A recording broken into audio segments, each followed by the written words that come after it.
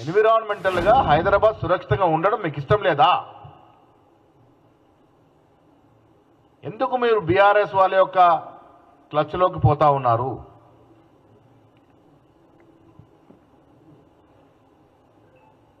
కిషన్ రెడ్డి గారిని నేను బీజేవైఎం అధ్యక్షుడు ఉన్నప్పుడు, నేను ఎన్ఎస్సీ ప్రెసిడెంట్ ఉన్నప్పుడు చూస్తా ఉన్నాను.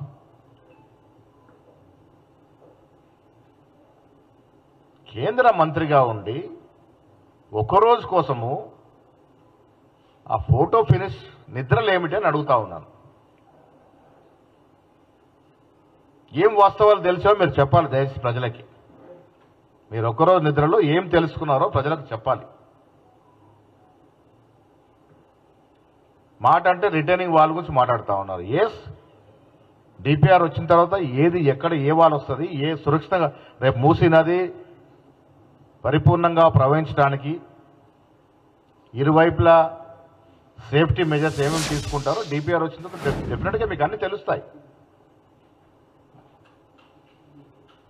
నేను మళ్ళీ చెప్తా ఉన్నాను, మా ప్రభుత్వం కట్టుబడి ఉంది. రేవంత్ రెడ్డి గారు ముఖ్యమంత్రిగా ఈ ప్రభుత్వం మూసీ ప్రక్షాళన జరిగేటప్పుడు ఏ ఒక్కడికి కూడా అన్యాయం జరగకుండా, ఏ ఒక్కడిని కూడా నిరాశ్రయుడు కాకుండా చూసుకునే బాధ్యత మాది.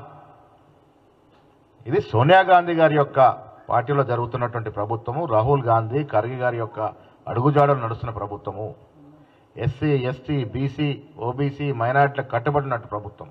ఏ బీదవాడికి కూడా నష్టం జరగకుండా చూసుకునే బాధ్యత గల ప్రభుత్వం ఇది. మీలాగా గుజరాత్లో అహ్మదాబాద్లో కొన్ని వేల కుటుంబాలను నిరాశ్రయాలు చేసి ఈ రోజుకు పట్టించుకోలే, కోట్ల చుట్టూ తిరుగుతూ ఉన్నారు. మేము ఇక్కడ మూసీ విషయంలో ఎవరైతే ఇల్లు కోల్పోతారో ప్రతి వ్యక్తికి, కోల్పోయిన ప్రతి వ్యక్తికి ఇల్లు ఇస్తామని చెప్తా ఉన్నాం. దానికి కట్టుబడి ఉన్నాం.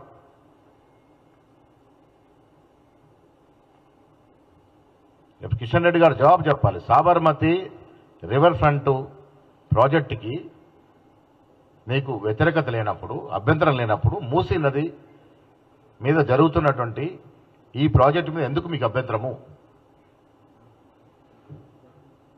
గుజరాత్ రాష్ట్రంలో జరుగుతున్నటువంటి అభివృద్ధి మాత్రం అభివృద్ధి, మన రాష్ట్రంలో మాత్రం జరగకూడదు. ఇదెక్కడ న్యాయం అండి? వాళ్ళ తెలంగాణ 10 ఏళ్ళు తెలంగాణలో అభివృద్ధి కుంటుపడింది. మాకు ఒక వ్యూహం ఉంది, మాకు దూరదృష్టి ఉంది, మాకు ప్రజలు తెలంగాణ అభివృద్ధి నోచుకోవట్లేదు, కానీ ప్రజలు మార్పు కోరి మాకు ఇవాళ మార్పు ద్వారా అధికారం ఇచ్చినారు. ఆ మార్పు ఏంటో మేము చూపించబోతా ఉన్నాం. తెలంగాణ రైజింగ్ అనే నినాదంతో ముందుకు పోతా ఉన్నాం. ఈ సంవత్సరంలో మీరు చూశారు ఏ రంగాల్లో ఏ రకంగా తెలంగాణ రైజ్ అయిందో. అన్ని రంగాల్లో తెలంగాణ రైజింగ్ ఆగదు. ఎవరు ఎన్ని చెప్పినా తెలంగాణ అభివృద్ధి విషయంలో లాలూచి ఉండదు, కాంప్రమైజ్ అనే మాట లేదు. అది విద్యా డిపార్ట్మెంట్లో కావచ్చు, వైద్యం కావచ్చు, వ్యవసాయం కావచ్చు, ఆఖరికి మూసీ నది ప్రక్షాళన కూడా కావచ్చు.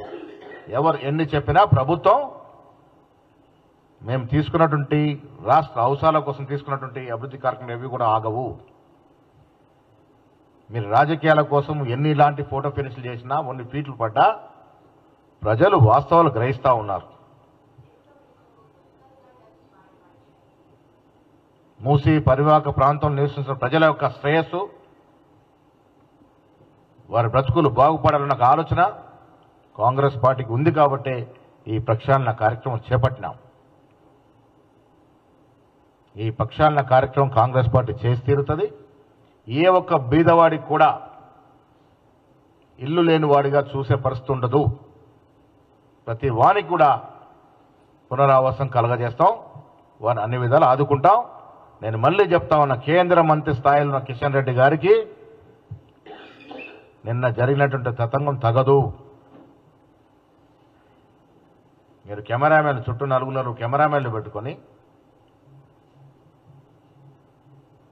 కాళ్లకు సాక్షులు వేసుకొని పడుకోవడం వల్లే అర్థమవుతా ఉంది అక్కడ ఎన్ని దోమలు ఉన్నాయో అనేది. బీద ప్రజల జీవితాలు కావా? వారి జీవితాలు మరుగుపడడానికి అవకాశాలు ఇవ్వకూడదా? ఇవన్నీ కూడా బీజేపీ నాయకులు జవాబు చెప్పాల్సిన అవసరం ఉన్నది. కేటీఆర్ మీద వస్తున్న ఆరోపణలు, కేటీఆర్ మీద వస్తున్న ఇబ్బందులకి,